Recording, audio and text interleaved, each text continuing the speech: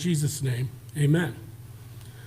Well, a few months ago, Kaylee Fisher, who just started with World Relief, contacted me, and we met over at Milltown Cafe, where Austin works part-time, and we met and talked and shared, and she is the church mobilizer. She's the connection for World Relief between them and churches. And so I thought it'd be great to get to know Kaylee, and she would get to know us as well. We've had some events and some partnerships and some things that we've done with World Relief, and like us, they're trying to get back on their feet after COVID, and so we just want to invite Kaylee now to come, and she's going to take a few moments to share about World Relief. Let's give her a warm welcome.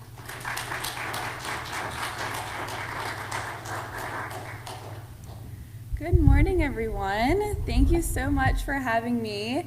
I'm actually accompanied by my wonderful husband, Zach, and our two friends. We're so glad to be here today.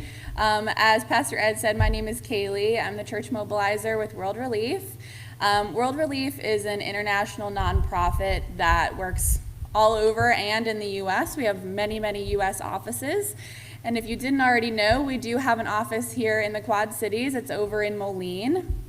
And this is actually a really exciting time. COVID and everything has been really difficult for all of us personally, and I'm sure with your work and even with church. A lot of us haven't been able to go to church for a while, so I know that there's new faces, I'm told, coming every week, so welcome. I'm so glad to be here. Your church is beautiful, by the way. I walked in, I was like, wow, these windows are stunning. But I'm so glad to be here and tell you a little bit more about World Relief and what we're doing in the Quad Cities right now. We have had a really exciting event happen in the last couple months. I don't know if you're really familiar with the status of refugees in our country, but we have had kind of a lower arrival rate for the last few years, and so we're really excited because in the last couple months we got the presidential determination which says that we are going to have over 60,000 refugees coming in the next fiscal year, which actually starts in October. And so you might be wondering, what does that mean for us here in the Quad Cities? World Relief, really, the mission is, to put it as simply as I can, is to help the vulnerable and to help the church help the vulnerable. And so what I do is when I come to churches, I get to tell you about what we're doing, but also how you can get involved. Little did I know when I moved to Iowa about a year ago that there would be more culture here than I had ever imagined. I am actually from Baltimore, Maryland, and I have been an East Coast girl through and through.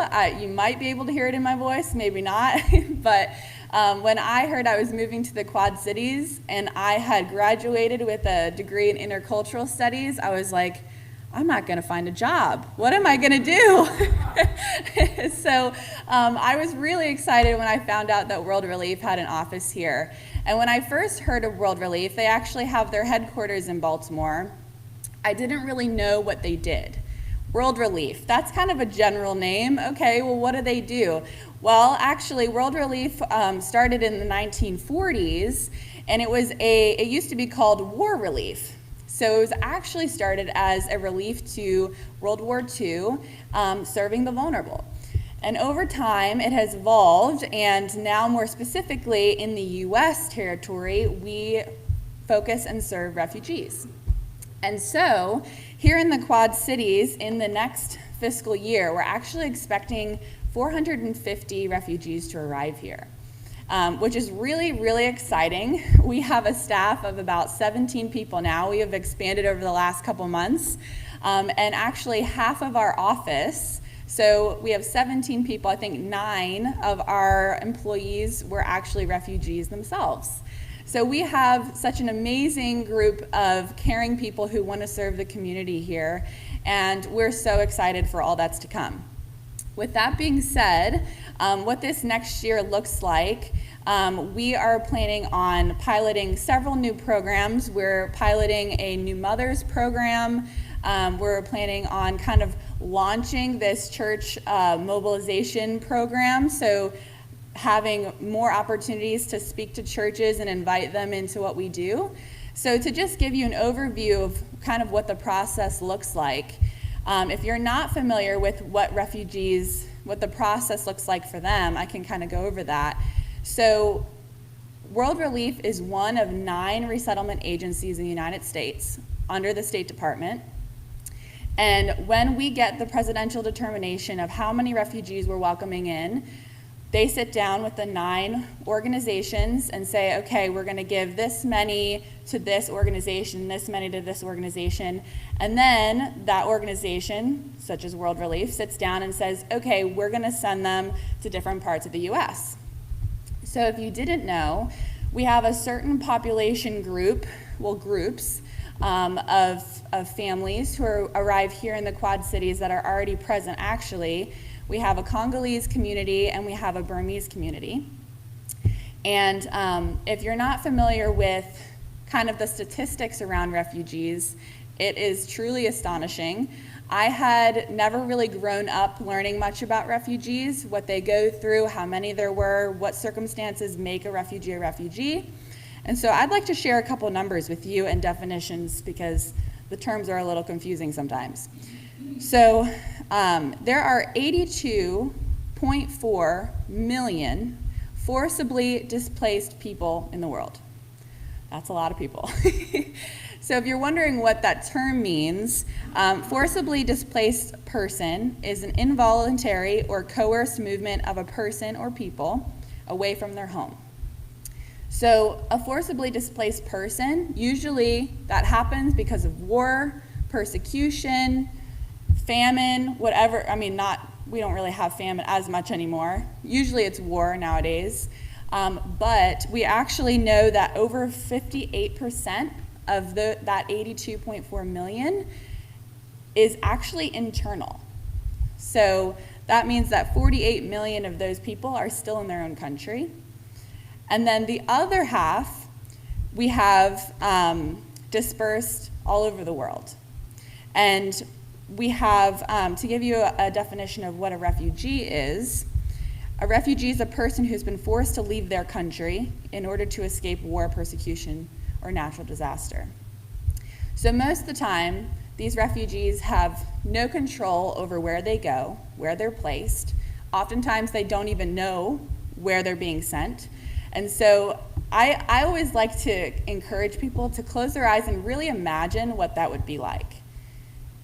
You've been waiting for years and years in a refugee camp with your family to finally go to a place that's safe. You don't know where you're going. You can't bring anything with you. You don't speak the language. You don't know what their food is. You don't know where anything is. I mean, that is truly a crazy experience. And that happens almost every day in the Moline Airport. And the thing that I think is so amazing about that is that I went to school for intercultural studies, and I always imagined that I would go overseas and work somewhere because I really enjoy learning about culture and other people. But the crazy thing is that there's more culture right here in our backyard than we even realize. And so what World Relief really wants is to invite you into that mission. So I'm going to tell you a little bit more about what we do here in the Quad Cities. We have multiple programs that help them adjust to their new surroundings. So we welcome them at the airport. We set up housing for them. We get furniture for them. We help them get adjusted to the language. We have ESL learning classes for them. We have citizenship classes for them. We help them with, especially a lot of the new mothers. We're launching a new mothers program, so coming alongside them and saying, okay, you're not alone, because oftentimes a lot of our families are actually split up when they're relocated, which is very sad. As I said, we're expecting 450 people in the next year, which is a lot. And with that, we only have 17 people on staff. And so we really rely on our partners, our volunteers, our churches to help come together and surround these refugee families with love and let them know they're not alone. Let them know they're not abandoned or forgotten by God and by us. And so, like I mentioned, they are not used to our food. They might not even like our food. I've noticed that they are really, really amazing cooks. I could learn a thing or two from them. But one of the things we offer, we actually have a culturally appropriate food pantry. There are a lot of food pantries in the Quad Cities, but we're the only one that targets their needs, their cultural needs. And so we have a food pantry every month, and we serve, I think this next year with the new arrivals, we're expecting to serve about 350 people a month. So with COVID, the way that that's been happening is we've been doing a drive-through, which has been fun, but we're excited to start opening our doors more, to see people's faces more, and just have that community once again. With that being said, we're also looking towards the future and hoping that we will have an increase in cultural partnership teams. Now you might be asking, what is a cultural partnership team?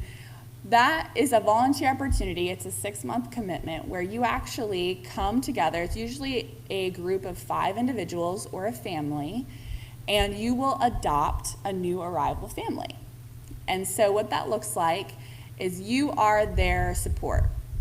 Our caseworkers are there to answer a lot of the difficult questions, and we're there to train the cultural partnership team. But you're there to help them with, where's the grocery store? How do you maneuver the grocery store? I am from here, and when I walk into a super Target, I don't know what's going on, okay? So for these families, they're very overwhelmed. And so having someone there to hold their hand and just walk with them is really, really helpful for them. You teach them how to use the bus. Most of us probably don't even know how to use the bus, right? But basically, you are committing to that family to be there for them through the ups and downs, through all the firsts that they experience, and to just be their friend. And so as we have so many families coming over, that's really what we're calling on our churches to consider. Are you willing to truly welcome the stranger? Someone who's never been here before, maybe looks different than you, maybe speaks different than you. Are you willing to serve them? And so we're really, really excited for the next year. There's so much happening. Our families are excited. They're so ready to be here. I would encourage you, one of the most transformative experiences I have had since starting to work for World Relief has been welcoming them at the airport. It is truly, it's an emotional experience. Seeing them walk through those doors, you can tell they look lost, right? They don't know what's going on. They have nothing to bring with them, literally, nothing. But they're so overjoyed to be here. They're so overjoyed. And to be there and to be the first smile that they see and welcome them and say, welcome to the Quad Cities. Most people in America don't even know where we are, so. But it's truly an amazing experience. And so I would encourage you that as your life is probably starting to look more normal, that you would consider partnering with us to serve these families. And Pastor Ed and I have talked, and we're so excited. We're hoping to have more opportunities to work together. And we're just so fortunate at this time that our office is expanding. We're able to offer more things to our families, more help. But we are so excited to partner with churches because that's really the goal. World Relief was established as just an arm of the church. And so we just are so thankful for days like these when I can come and share a little bit about what's happening not too far from here, and invite you to consider spending your time and giving part of your heart to someone who really needs it.